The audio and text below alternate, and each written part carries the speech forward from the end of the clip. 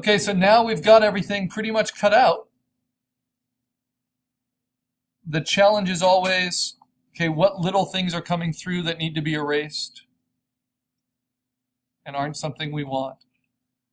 What little colors need to be adjusted because of the reference? Like I could just take this part of the ears, this little sideburn, because I want it to be more yellow, I can make a duplicate of it, and then I can do a color balance of just that, where I add more yellows in the midtones. Right? And that's very helpful. Take out a little bit of the green. That's very helpful. And that makes a big difference to the believability of it. Then, of course, I can erase out anything that doesn't quite work.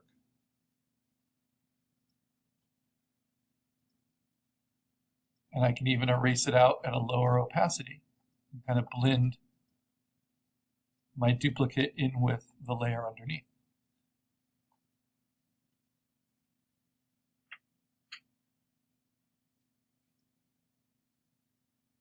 So there are bound to be little things that can be worked on. Oh, that's interesting.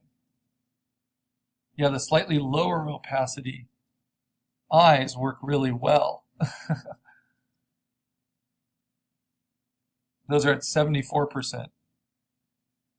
So I might learn that lesson and just take their opacity down a little bit. I have it doubled up because of the focus. But yeah, that kind of helps. And then there's little spots like this, which just don't quite work. You know, that's just too bright. I could try burning it. What is actually burning it? So burning is a tool from the darkroom in photography where you take the pixels in the given layer and you're darkening them. Okay. And dodging is? And dodging is brightening them. Okay. But the problem is when you deepen the level of a pixel, and let's say it's like a light yellow pixel, it's going to get more and more saturated. So you see it gets very kind of orangey. And what is sponge? Then sponge you use to take that color out. You can use sponge to either saturate or desaturate, but I tend to always use it on desaturate. And that takes that intensity that comes from dodging and burning, that color in saturation, and knocks it down. What do you want to do if you want to actually change the color? Then you use hue saturation under adjustments. Okay. And you can use the hue slider to change what color spectrum it is. And you can also take down the saturation there. And that's the more extreme form of color altering than color balance, which will just shift the temperature of the color. All right, so once you have all that, go ahead and save, because that's a big moment. But notice every component that's making my creature is now is still a separate layer. And I want to keep them that way. But now for just the final, I never cut out the tail. Why did my creature need a tail? Let's do this quick. But now for the very final step, I'm going to merge the layers together.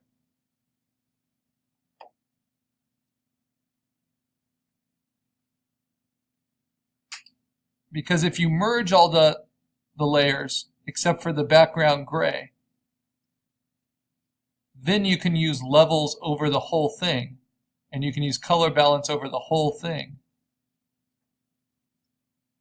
And you can start bringing all the textures together. And what do you do to change go from one texture to the next? If you have different animal parts, how do you get the colors to blend? That's what So the easiest way is to just have them overlap, like I have the arms overlap here with this, and to have enough overlap that you can just erase at low opacities. But I'm going to show you when you merge them all, we can use clone stamp to do that as well. So we can actually invent some pixels. Okay, so my tail is a hard-edged surface, but then I'm just going to use refine edge around it. Got to get to the tail layer. Just to soften it a little bit, because even hard edge will look too hard-edged if you don't feather it at all. especially with all these other soft textures. Okay, so now I've got my tail cut out. Notice that there's a little piece of grass overlapping my tail. How can I fix that? Well, I'm going to show you that in this last step. So Eileen, this will address that concern. So I've saved it. Now what I'm going to do is turn off that gray background and turn off my sketch. And so what I hope to have is just a clean cutout of my creature on that checkered background, right? Now I go to my very top layer that's turned on. Other layers should probably be deleted at this point. And I hold down Option, and then I go to Layer and Merge Visible while holding down Option. What that does is that turns off, it combines on a new layer all of these layers underneath. So I now have a merged layer that's my whole creature. Then I can turn back on my gray background, and I can do final adjustments. Okay, say that again. So in order to merge every component, so here I have different components that have made the creature. In order to put those all into one layer merged together without losing the components, you turn off the background because you don't want to merge that, and you go to the very top layer, top visible layer, you hold down Option, and then go to Layer, Merge Visible. If you don't hold down Option, it will just collapse all those layers into one. But if you hold down Option while you hit Merge Visible, it will create a duplicate layer on the top of everything that merges them together. So now that I have that layer, I can do things like a final color balance to the whole thing. You know, I can make the whole thing a little bit cooler or a little bit warmer, a little bit pinker, a little bit greener. I tend to warm the highlights and cool the shadows. And that tends to give me a little bit more dimension in the creature. So something like that. And that can be pretty dramatic. So now that looks a little bit more believable, like it's all in the same lighting condition. If you need to, you can use levels. If your image just got way too dark or way too bright or way too neutral, you can intensify the contrast. I think mine's pretty good that way. I might limit my highlights a little bit overall. But generally, pretty happy with it. Yeah, so this looks pretty good. And now this is the last trick. I'm going to turn on the background so I can see it clearly. But the last trick is to make a new blank layer that you mark with a color. I'll usually use red. And we're going to call it Clone Stamp. I do it all in caps. Now this Clone Stamp layer is separate from your other layers, and it's to fix any issues. And I'm going to have it on top of everything, and then I use the Clone Stamp tool, and I set it to sample from all layers. And now I look for issues. Issues like that piece of grass going over the top of my tail. And because it's sampling from all layers, I'm going to use a fairly hard, about 60% brush, not too big, at a pretty high opacity, maybe 80% or so opacity. And then I'm going to hit Option to target where I want to clone stamp from.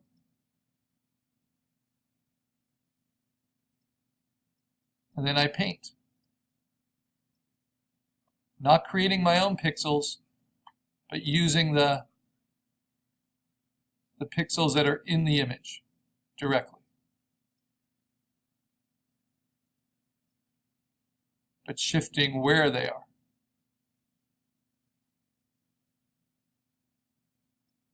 Now, why are we doing this on a layer on top of everything? Well, because at any time we can turn it off. And if we screw up, we haven't affected the actual pixels within our within our creature.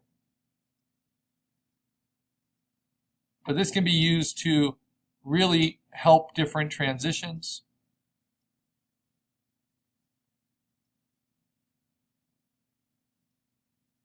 But it's a tricky tool, and it takes some getting used to.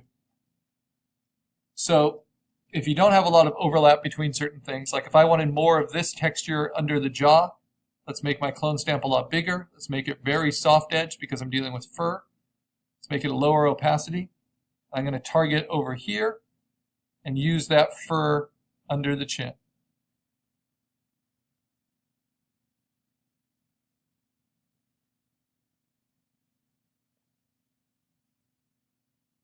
Kind of help that transition. But I might have overdone it, right? And so that's what's great. By being a layer on top, I can simply then just use a low opacity eraser, soft edged, pretty big, and knock that down.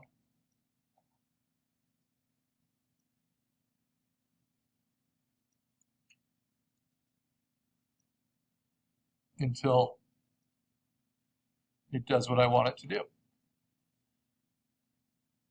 If I want some fur above the eyes, I can steal it with clone stamp from here, paint it in,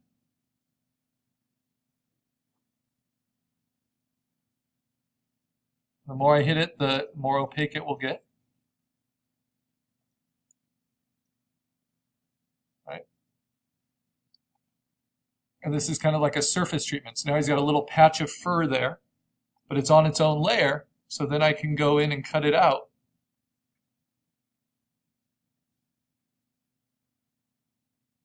And blend it and erase it and keep it where I want. But I want a little bit of hair overlapping these scales, because otherwise it looks a little too severe.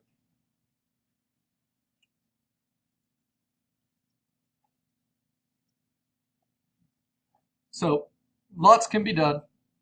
If I wanted a little belly button, this will be kind of an extreme example, but I can use clone stamp. Here I'll use it at a slightly higher opacity, like 80%, and I'm going to steal the belly button. I'm going to make the eye into a belly button right here. Right. And then because it's all on its own layer, I can select it individually, and I can transform it. This looks really freaky. You're going to dream of belly buttons being eyes.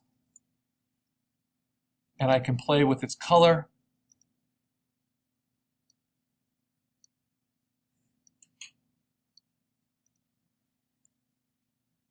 And I can play with its opacity. All separate from everything else. Maybe just kind of blend it in a little bit with the low opacity eraser.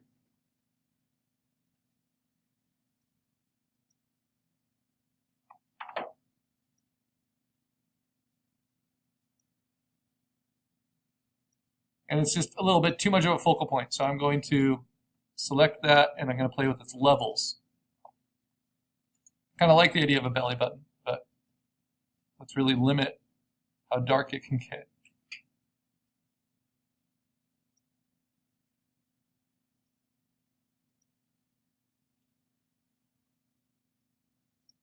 And I can play with its hue saturation.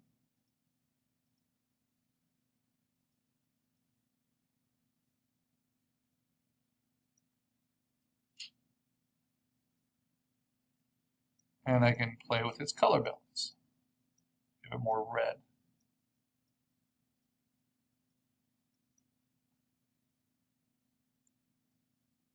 See if I like it better squeezed.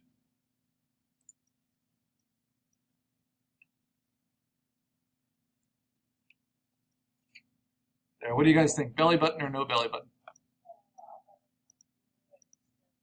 Okay. Yeah, you can do the same thing with nipples. No end to what you can do with that clone stamp option. Okay, now we got to submit the thing. So all I have to do to submit it, I have to save my Photoshop file. I'm going to turn off my background and then save it as a PNG to submit.